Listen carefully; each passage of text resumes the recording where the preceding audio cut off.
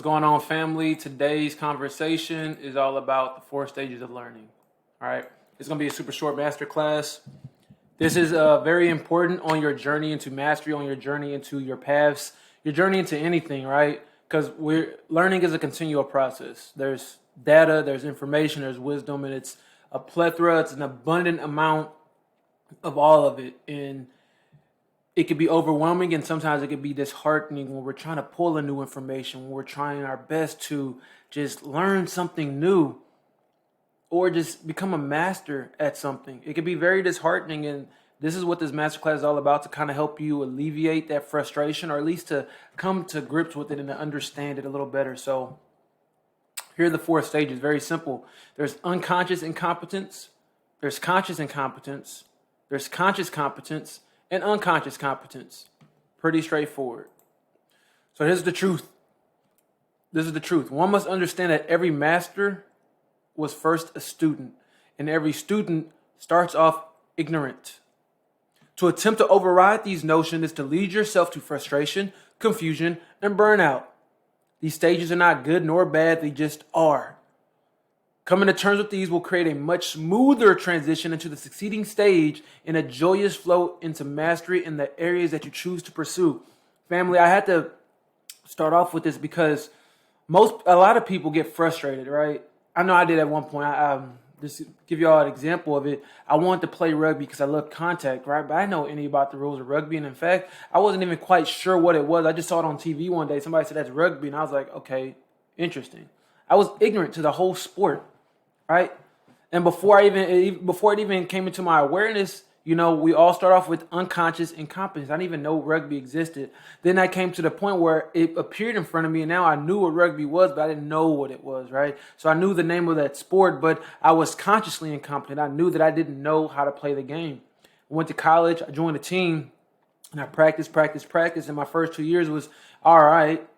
But it wasn't until that third year where I became an MVP, where I became a coach, right? I became consciously competent. And now if I choose to go play rugby, if I play some touch or just get in a game, I don't really have to brush up on skills so much anymore. It's ingrained in me. I'm unconsciously competent. And I want to let you know that it took years to build up this muscle to get through these levels, right? Everybody starts off unconsciously incompetent, and it's okay. And I just want to tell you that before we get started, so you can take it easy on yourself. This is a super short one today, but I just want to tell you to just relax and breathe and fall in love with the process, okay? So we're going to break down the stages really fast. Unconscious incompetence. You don't know what you don't know. It's that simple. This is a stage of ignorance. This is not a weakness. It's the beginning of the path. Most people are like, well, I don't know how to do this, and they give up on it, right? As if we're all supposed to know everything off rip, and we're not. After all, we're here on this earth to experience. We're here to experience and create.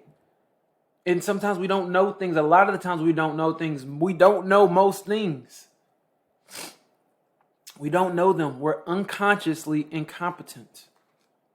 So remember that everybody starts here. The second stage is conscious incompetence, right?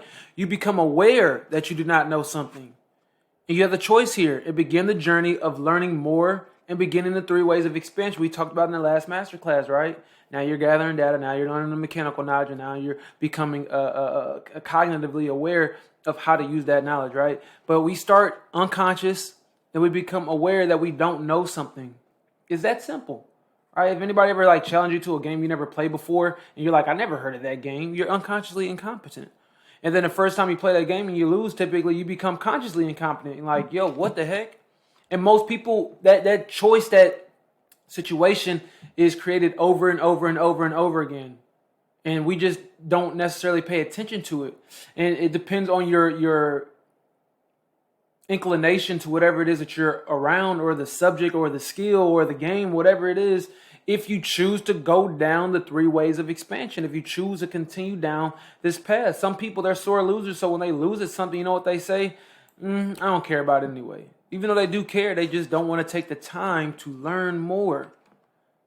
But the next stage, if you choose and you begin a journey of learning, you move to conscious competence. So after practicing and learning the mechanical information, you now actively produce results in your field or skill set. When conscious of your actions, you can perform the task, right?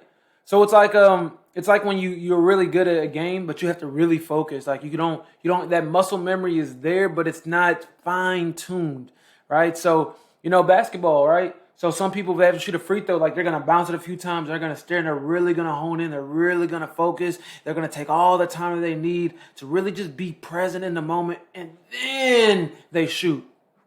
And sometimes they make it, sometimes they don't.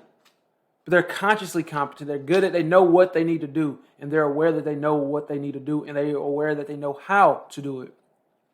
But that's the step below the beginning level of mastery, which is unconscious competence, right? So this is where you have immersed yourself in a skill or a subject to the degree that you no longer have to actively think about it. It has become second nature and essentially downloaded into the subconscious.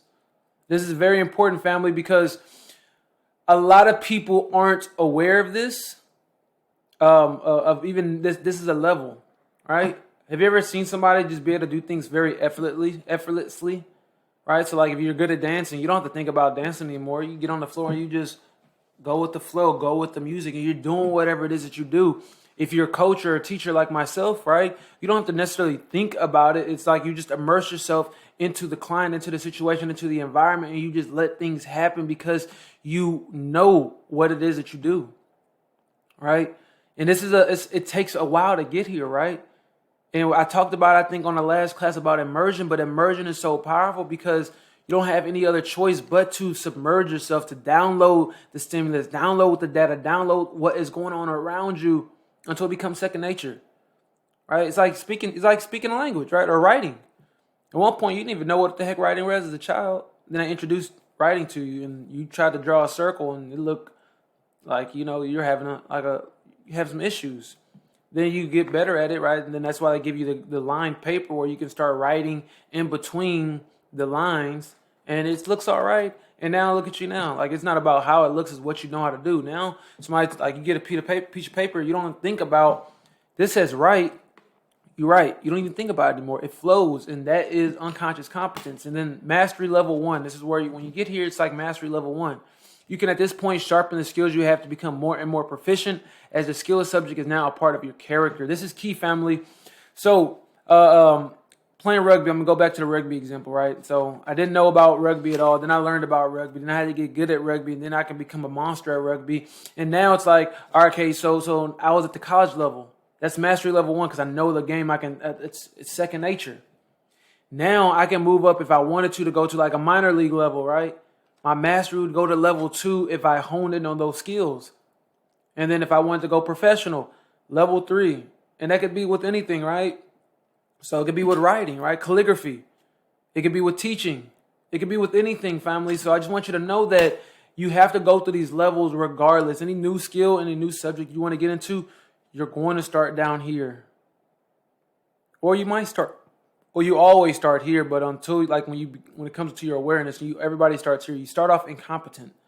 So remember, incompetence is not a bad thing. It's just a starting point.